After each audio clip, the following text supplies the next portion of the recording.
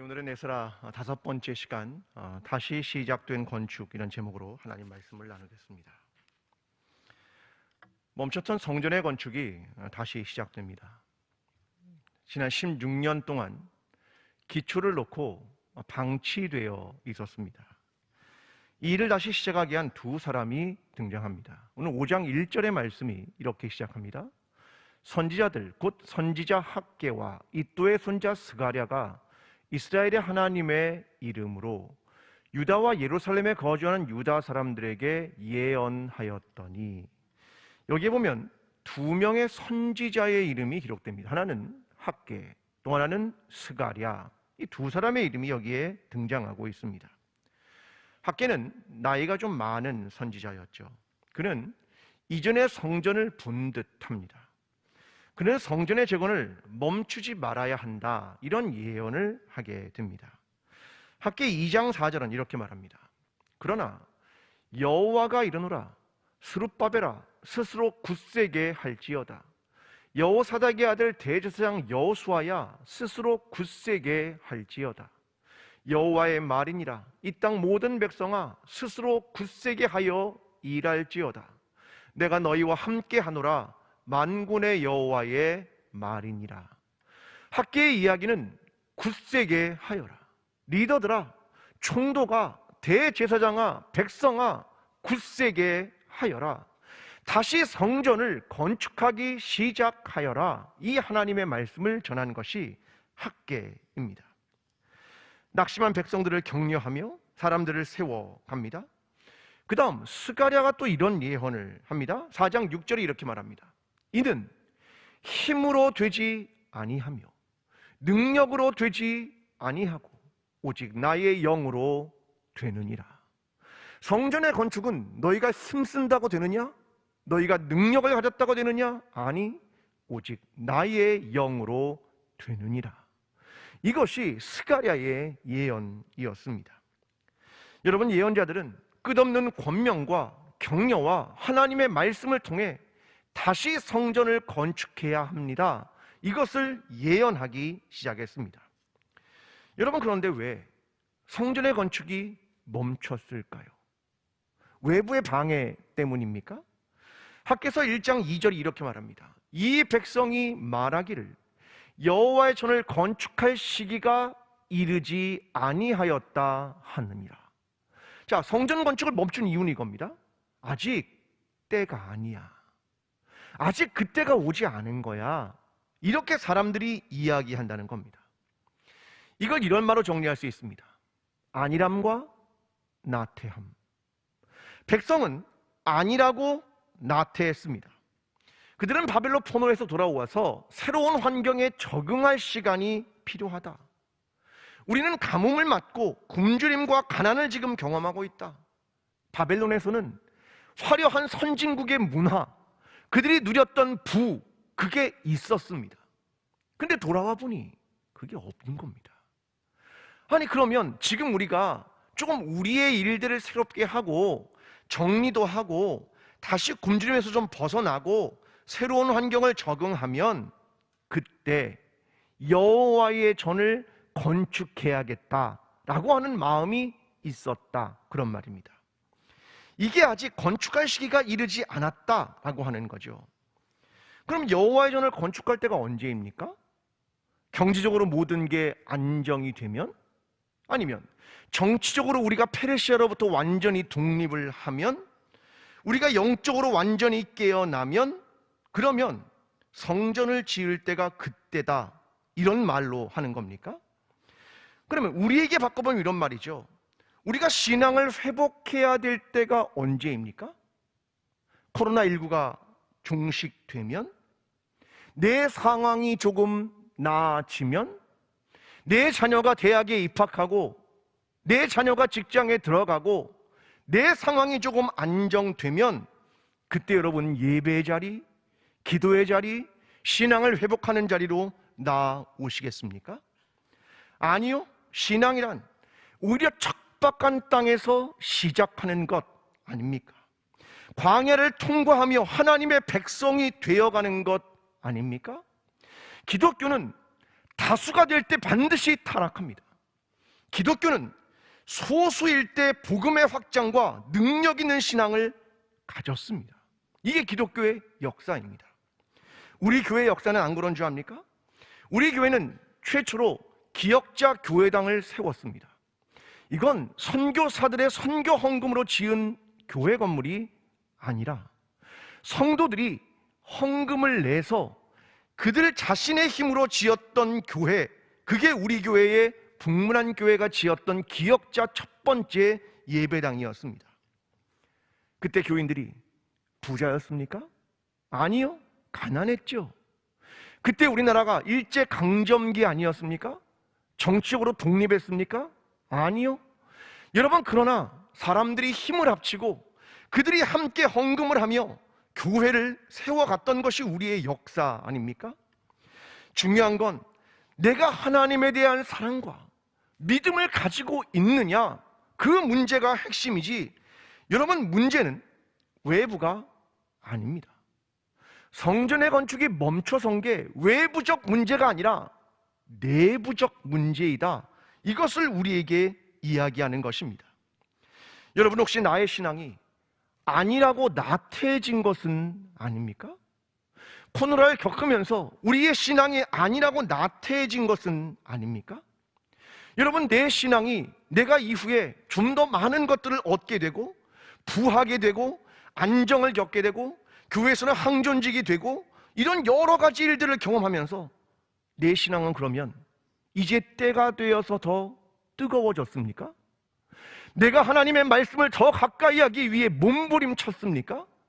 때가 되었기 때문에 우리는 모이기에 힘썼습니까? 때가 되었기 때문에 우리는 구역예배에 모이기에 힘썼습니까? 아니요. 우리의 마음은 어쩌면 다 이루었다, 이런 생각을 우리의 마음속에 품고 있는 것은 아닙니까? 여러분, 우리는 하나님 앞에서 교회가 보이지 않는 성전, 그리스도의 몸된 교회를 세워 나아가는 것, 거기엔 때가 없다는 사실을 기억해야 합니다. 오늘 우리는 성도들과 함께 서로 사랑하고 격려하고 바르고 정의롭고 하나님의 인애와 진리가 만나게 하는 일, 이를 통하여 오늘 이때에 우리에게 허락하신 보이지 않는 교회, 하나님께서 원하시는 그리스도의 몸된 교회를 세워나가는 저와 여러분의 신앙이 되기를 간절히 기도합니다. 여러분, 2절의 말씀이 이어서 선지자들의 이야기를 하고 있습니다. 여호와의 전을 건축할 시기가 이르지 아니하였다. 자, 이 말을 했는데, 자, 2절에 이렇게 말합니다.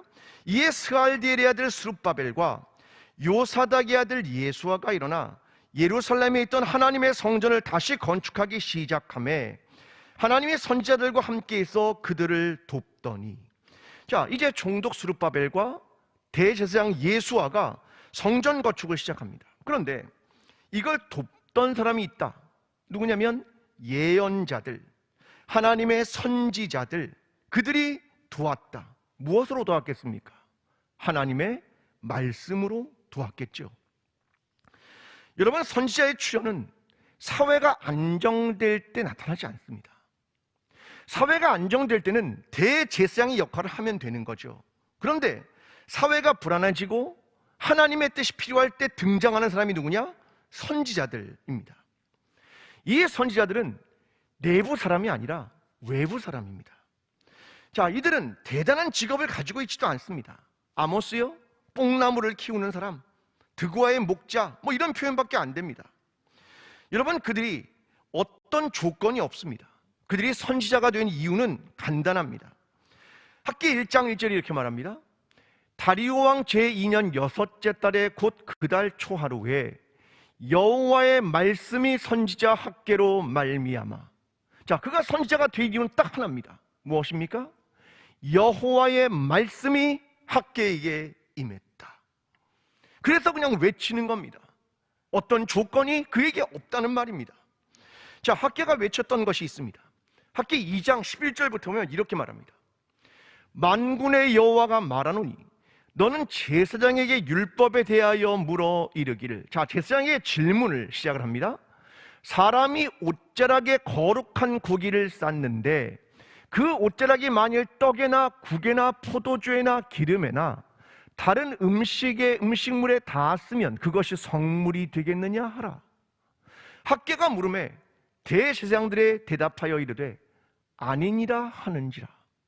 학계가 이르되 시체들을 만져서 부정하여진 자가 만일 그것들 가운데 하나를 만지면 그것이 부정하겠느냐 하니 제사장들이 대답하여 이르되 부정하리라 하더라. 이에 학계가 대답하여 이르되 여호와의 말씀에 내 앞에서 이 백성이 그러하고 이 나라가 그러하고 그들의 손의 모든 일도 그러하고 그들이 거기에서 드리는 것도 부정하니라. 여러분, 이게 무슨 예언을 하고 있는 겁니까? 부정의 전염성입니다. 자, 성물에 고기가 있는데 더러운 것과 맞닿았다. 그러면 부정해지죠. 시체를 만진 사람이 있는데 다른 걸 만졌다? 부정해지는 겁니다. 부정함의 전염성에 대한 얘기를 경고하고 있는 겁니다. 자, 예를 들어보겠습니다. 건강한 사람이 다른 사람을 만졌습니다. 건강해집니까? 아니요. 내 몸에 병균이 있는 사람이 다른 사람을 만졌습니다. 어떻게 됩니까? 전염되겠지요. 지금 이 얘기는 부정함의 전염성에 대한 이야기를 하는 겁니다. 세속화라는 것이 얼마나 빨리 부정하게 만드는가, 거기에 대한 이야기를 하고 있는 것입니다. 지난 16년 동안 사람들 안에 있는 자기의 욕심과 자기의 편안함과 자기의 부정함이 얼마나 빨리 흘러가는지 모른다. 이것을 이야기하면서 너희가 그래서 지금 성전을 건축하고 있지 못한 거야 라고 말하는 겁니다. 여러분, 우리 교회는요 어떻습니까? 보통 교회가 다 비슷합니다. 교회 안에 있는 나쁜 이야기, 가십거리, 잘못된 문제들 얼마나 빨리 이야기되는지 모릅니다. 교회 안에는요 정말로 빠릅니다. 자, 당회 안에서 어떤 이야기가 시작됐습니다. 제가 오자마자 한 얘기입니다. 경험한 얘기입니다. 당회에서 주일날 어떤 일이 생겼습니다. 그러면요 그 다음날 호남신학대학교에서 안답니다. 아니, 어제 당회를 했는데 월요일이면 호남신학대학교에서 안됩니다. 아, 말도 안 돼. 그런데요 정말 그렇습니다. 당회에서 어떤 일이 벌어지면 1시간 안에 제 귀로 다시 들어옵니다. 아니, 어떻게 된 겁니까? 아니, 저는요 군에 있었기 때문에 군 관사에 모든 군전화가 있습니다. 그때 옛날만 해도 그런 게 있었습니다. 군 관사에 다 네트워크가 돼 있으니까 집에 있는 사모님들이 서로 이야기를 할 수 있습니다. 아주 쉽게요. 전화기만 들면 몇 자리만 누르면 다른 사람하고 바로 전화할 수 있습니다. 아주 네트워킹이 강력합니다. 군만 있는 게 아니라 군 가족들 사이에도 네트워킹이 굉장했습니다. 그런데요, 교회는 제가 보니까 군 네트워킹보다 강한 것 같습니다. 교회는 이야기가 얼마나 빨리 전달되는지 모릅니다. 그러면 반대로 얘기해 볼까요? 좋은 소식, 아름다운 소식, 생명의 소식, 이런 건 빨리 전달됩니까? 별로 안 그런 것 같습니다. 좋은 소식들은 느리게 전달되고 거룩함은 전염이 잘 안 되고 부정한 것들은 얼마나 빠르게 전달되는지 모릅니다. 학계가 이를 비판한 겁니다. 너희는 도대체 이 부정함의 전염성이 왜 이렇게 빨리 진행되느냐? 하나님의 거룩함은 전달되느냐? 하나님의 기쁜 소식은 전달되느냐? 너희의 생명은 나누고 있느냐? 내가 예수 그리스도와 함께 생명을 가지고 변화되는 모습이 전달되고 있느냐? 도대체 무엇이 전달되고 있느냐? 이 이야기를 들려주는 겁니다. 아브라함, 요수아, 헤셀은 예언자들이라는 책에서 이렇게 말합니다. 예언자들은 감시자이다. 백성이 살아가는 길을 분석하고 시험하는 자이다. 예언자는 단순히 우편 배달부가 아니다. 하나님의 회의에 참여하고 하나님도 그 사람들에게 속마음을 의논한다. 만약 그것이 생각이 다르면 예언자들은 하나님께 항의하기도 하고 하나님께서 그래서 뜻을 돌이키시기도 한다. 이것이 예언자이다. 여러분, 예언자들은요 우리의 생각과 완전히 다릅니다. 어쩌면 예언자의 소리는 너무 이상합니다. 왜 그런 줄 아십니까? 예언자들은요 진상조사를 안 합니다. 그들은요 통계학을 사용하지도 않습니다. 그들은 이스라엘에 죄 지은 사람이 소수이고 다수가 그렇지 않다, 그렇다 하더라도 통렬하게 비판하고 지적합니다. 소수가 죄를 지었는데 다수가 책임을 져야 하는 형태가 일어나는 겁니다. 아간이 바로 그랬지요. 한 생명을 파멸시키는 것을 예언자들은 온 세계를 파멸하는 것처럼 말하고, 한 생명을 구원한 사람을 온 세상을 구원한 사람처럼 말하는 게 예언자들입니다. 그 이런 표현을 합니다. 예언자들의 목소리는 한 옥타브가 높다. 하나님의 생각이 그렇기 때문에 그렇습니다. 한 옥타브 높게 말할 수밖에 없는 겁니다. 사람들은 이렇게 말하죠. 이 정도면 되지 않았습니까? 웬만하면 괜찮은 거 아닙니까? 다른 사람도 이 정도는 합니다. 여러분, 불의에 대한 감각이 대단히 사람들에겐 너그럽습니다. 그런데 예언자는요, 하나도 그렇지 않습니다. 한 옥타브 높게 그는 소리를 냅니다. 인간의 도리나 도덕적 이야기를 하는 게 아닙니다. 예언자들의 이야기는 어떤 이야기냐면 그들의 양심을 찌르는 겁니다. 그들의 마음을 습격하는 겁니다. 통렬하게 비판을 하는 겁니다. 왜요? 그래야 각성하고 그래야 하나님께 돌아오기 때문에 그렇게 소리를 낼 수밖에 없는 겁니다. 여러분, 결론적으로 예언자의 목소리를 들어야 합니다. 우리가 주의하게 들어야 할 건 이겁니다. 예언자의 목소리는 무엇에 대한 얘기를 하고 있는 게 아니라 누구에 대한 이야기를 하고 있는 겁니다. 그는 하나님께 모든 걸 집중시킵니다. 어쩌면 하나님의 말씀도 아니라 하나님 자신을 생각해야 한다라고 하는 것입니다. 다른 말로 바꾸면 이런 거죠. 교회가 아니라 하나님의 나라입니다. 성경은 교회에 대해 말하고 있는 게 아니라 하나님 나라에 대한 이야기를 하고 있다는 겁니다. 여러분, 우리의 마음속에 어쩌면 교회가 중심이 되니까 문제가 되는 겁니다. 사람들의 모임이 되기도 하는 겁니다. 교회는 머리가 그리스도라는 사실을 잊으면 안 되고, 신앙이란 그 하나님에 대한 믿음이라는 사실을 잊으면 안 된다는 것입니다.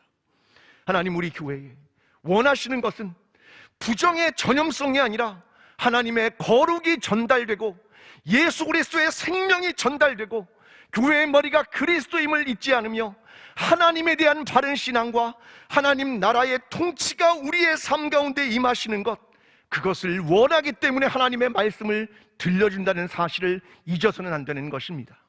오늘 저와 여러분이 그 하나님의 말씀을 마음에 품고 하나님의 음성을 들으며 우리의 삶을 새롭게 회복하는 저와 여러분의 신앙이 되기를 간절히 기도합니다. 여러분, 그때 유브라데강 저쪽 총독들과 관리들이 와서 질문 하나를 합니다. 3절입니다. 그때 유브라데강 건너편 총독 다뜨네와 스달보스네와 그들의 동관들이 더 나와 그들에게 이르되, 누가 너희에게 명령하여 이 성전을 건축하고 이 성곽을 마치게 하였느냐 하기로. 자, 총독들이 와서 물어봅니다. 누가 건축 허가를 내주었느냐? 이걸 물어보는 거죠.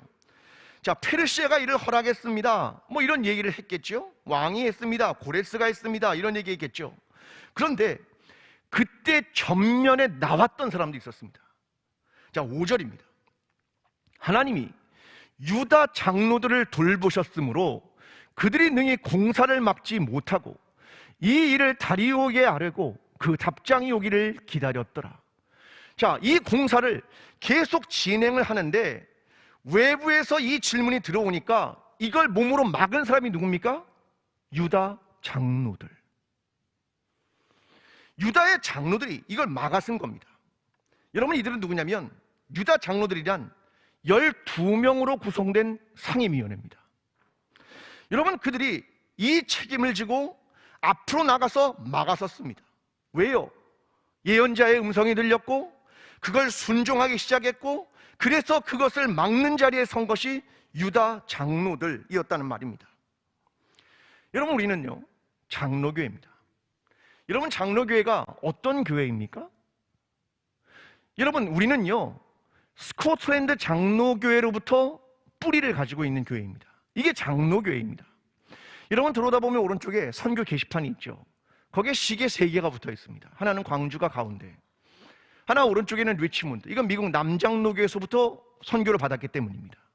또 하나는 에딘버러입니다. 이게 스코틀랜드 장로교회의 핵심이기 때문에 에딘버러라는 도시를 적어놓은 겁니다. 여러분, 우리 장로교회의 기본은 스코틀랜드 장로교회입니다. 여기에 출발은 존 넉스입니다. 존 넉스가 여기에 기초를 놓은 사람입니다. 자, 그들은 신앙 고백서를 작성합니다. 신조 작성위원회가 이 신앙 고백서, 스코틀랜드 신앙 고백서를 기록했습니다. 여러분, 이런 얘기를 많이 들어보셨을 겁니다. 웨스터민스터 신앙 고백 들어보셨습니까? 웨스터민스터 신앙 고백. 이 기초가 뭐냐면 스코틀랜드 신앙 고백서에 기초해서 만든 신앙 고백서입니다. 자, 이 내용에 원칙이 있습니다. 이 신앙 고백서의 원칙은 이겁니다. 하나님의 말씀에 일치하지 않는 것은 배척하고 성서에 근거한 것은 무엇이든 채택한다. 이게 기초입니다. 하나님의 말씀에 일치하지 않는 것은 배척한다. 성서에 근거한 것은 무엇이든 채택한다. 이게 스코틀랜드 신앙고백서의 기초 원리입니다. 자, 그들은 권징서를 하나 만들었습니다. 이게 프린시플, 원리에 대한 이야기다라고 하는 것입니다. 거기에는 이런 내용이 담겨 있습니다. 교회의 직분을 목사, 장로, 집사로 나누고 장로와 집사는 1년에 한 번씩 선거를 통해 임직되도록 했다. 장로와 집사는 우리의 뿌리를 보면 1년에 한 번씩 임직하는 겁니다. 이게 한국에 와서 항존직이 됐지요. 원래 스코틀랜드 장로교회는 장로와 집사는 1년에 한 번씩 선거를 통해 임직하는 겁니다.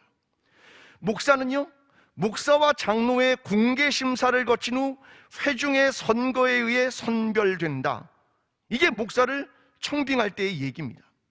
그뿐 아니라 모든 마을의 교회에는 어린이를 교육하고 각 교구마다 고등교육기관을 세워 기독교 교육을 실시한다.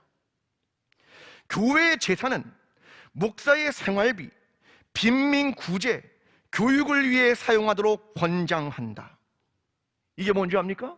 스코틀랜드 장로교회의 기본입니다. 여러분, 존 넉스는요, 마지막 죽으면서 유언을 하나 하며 말을 남깁니다. 이런 말을 합니다. 나는 결코 부패하지 않았고 결코 사기치지 않았으며 거래를 하지 않았다. 그의 마지막 이야기는 나는 하나님 앞에 정직했고 나는 두려움 없이 살았다. 여러분, 이것이 존 넉스, 스코틀랜드 장로교회의 기본 뿌리를 가진 장로교회가 가진 기본 원리라는 사실을 잊어서는 안 되는 겁니다. 우리는 하나님 말씀에 일치하는가? 혹은 하나님 말씀에 일치하지 않는가? 우리는 성경적인가? 우리는 과연 어떤 것이 우리에게 원하는 것인가? 이것을 기억하는 것, 여러분, 이것이 얼마나 중요한 일인지 모릅니다. 여러분, 우리 모두는요, 장로교인입니다. 여러분, 장로교인이 무엇인지를 모르고 장로교인이 되면 안 됩니다. 장로교의 신앙이 바로 여기에 있다는 사실을 기억해야 합니다. 스코틀랜드 장로교가 나온 것은 영국의 성공회와 다릅니다. 성공회는 왕을 중심으로 하는 교단입니다. 그러나 여기로부터 뛰쳐나와 민주적인 방식으로 우리는 교회를 운영한다. 이것이 뭐냐면 스코틀랜드 장로교회의 특징이었다는 겁니다. 여러분, 중요한 것이 있습니다. 우리는 하나님의 말씀과 복음 앞에서 어떤 타협도 없는 겁니다. 여러분, 비겁하게 도망가서도 안 되는 겁니다. 여러분, 5절은 분명히 말합니다.